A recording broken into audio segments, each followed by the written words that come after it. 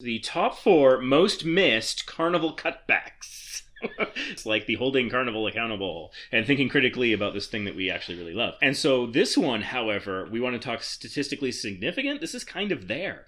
Generally speaking, you need at least 1,000 respondents for something to be statistically significant. And in this poll, we got over 3,000 responses. Really? 3,144 responses to this question. Wow.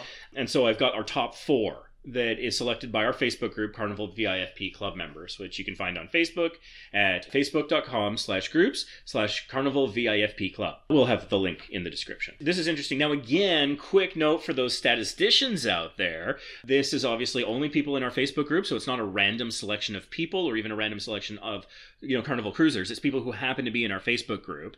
However, the number of respondents pushes it again, like closer towards that. But it is a limited sample size. Only people who wanted to vote, for example. To be truly a proper poll, you need to be calling random people and forcing them to answer, and that's just not possible. So here we go. The top 4 most missed Carnival cutbacks. These are the things Carnival has taken away. People missed the most. So we're gonna count down number 4, which is this is a surprise me that it ranked so high. 24-hour free ice cream. I'm not surprised at all. I thought they still left one open all the time. Like on say a Vista class or larger, you generally have 4 stations, and so I thought that they closed all but one of them but one stayed open overnight. And so, but I don't go for ice cream very often. Well, I think they cut it off at 2 a.m. or something like that. It's kind of like they're doing pizza now, 2 or 4 or something like that. But anyways, 5% of respondents selected that as a thing that they most missed that Carnival took away was having ice cream in the middle of the night. 5% is number 4. Oh my goodness, I'm looking forward to finding out what the next few are. Oh yeah, no, these numbers are kind of surprising, and so that was kind of interesting for me. One thing that did not make the top 4 was pizza. The 24-hour pizza. I was I thought about voting for that myself, the pizza, but I've never actually wanted pizza when I couldn't get it. The only exception was, I think, on the Miracle, the pizza turns into the omelet station at breakfast. And so I was going for pizza at breakfast time. So I'm I feel like pizza. I'm going to mix it up. And then I saw they had omelets. I'm I'll have an omelet. So I wasn't exactly upset. So I ended up not voting for pizza for that reason. Yeah, but fair. I do think that it is problematic because people, they might have unusual diets or whatever, or sleep schedules. They could be coming from Asia or something and jet lag. Who knows? Yeah. So that does kind of annoy me a little bit, but conceptually, it hasn't actually impacted me. So I didn't vote for that. And so it's similar with ice cream because one of the things I use ice cream for is to help when I have indigestion and I've run out of Tums. Yeah. And so knowing that it would be an option in the middle of the night was a comfort, but I almost never used it. So it never really impacted me. Number 3 in the top most missed Carnival Cruise cutbacks. Unlimited free entrees and MDR.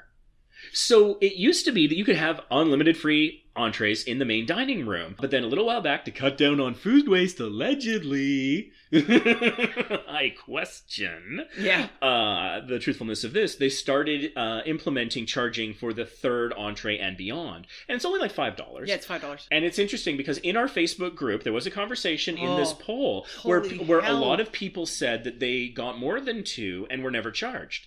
And so it seems like it's inconsistently being applied. But my stance is, again, I'm trying not to be a conspiracy theorist here. My stance is that it actually says it on the menu. There's formal announcements. It's the policy. You can look it up. It's on the website. So I have to believe that, I'm acting as if that is the policy. So if there are exceptions where they don't enforce it because maybe a staff member doesn't want the argument or is being kind or whatever. Or they just know for sure that the person's going to eat it, and if that's supposedly If it really is about food waste, yeah. I mean, because also if it's about food waste, charge $5 to allow people to waste food. It's kind of weird. So anyways, that was 6%. Number 2. Wow. And I think this is just because of the timing. Old style midnight buffets. We talked about that in the last podcast. We got a topic about that we've covered. 14% miss the old style buffets. What's number 1? Number 1, the most missed Carnival cutback item. Okay, tell me the percentage first. 30%. Okay. This is jumping 14% at number 2, 30% at number 1. Okay.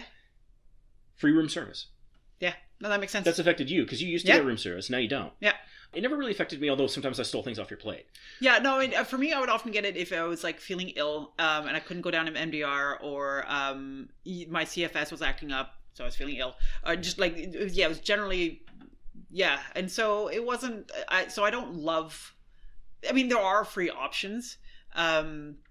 And well, I mean, for breakfast anyways. It's super limited in terms of selection and time. Yeah, like, and you have to know exactly when you're going to wake up and exactly what you're going to want. I don't know what I'm going to want from one morning to the next. I have a very particular set of taste buds. And so I mean, and I'm not someone, I have chronic fatigue syndrome. I'm a night owl. I'm usually up until like minimum 1:30 to 3 in the morning. Well, 3 is my cutoff now. And so I'm sometimes not awake until, 10:30, 11, sometimes noon. Sorry. That's just the way it is. Right. And so the super small window of when you can have free room service just doesn't apply to me. That doesn't work for me either, just when my vacation sleep schedule.